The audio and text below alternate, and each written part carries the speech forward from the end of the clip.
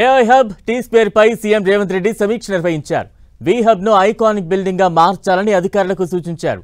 November చివరికల్లా వి hub పనులు ప్రారంభించాలన్నారు. Tea square నిర్మాణం కోసం జైకా ఫండ్ వచ్చేలా చూడాలని, వి హబ్ లో యాపిల్ లాంటి ఇంటర్నేషనల్ బ్రాండ్స్ తమ అవుట్లెట్స్ ను ఏర్పాటు చేసేలా చర్యలు తీసుకోవాలని అధికారులకు సూచించారు. వి హబ్ టీ స్క్వేర్ 24 గంటలు పనిచేసేలా చూడాలని సీఎం రేవంత్ రెడ్డి తెలిపారు.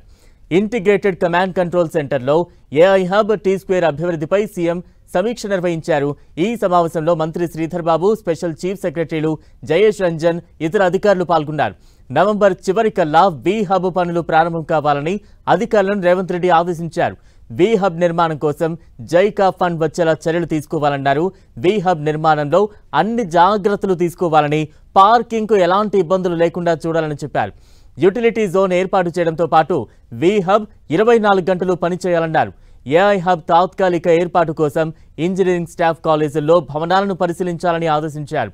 ఏఐ హబ్ కోసం కార్పస్ ఫండ్ ఏర్పాటు చేయాలని, ప్రపంచ ప్రసిద్ధిగాంచిన ఏఐ సంస్థల ప్రతినిధులతో బోర్డు ఏర్పాటు చేయాలని సూచించారు.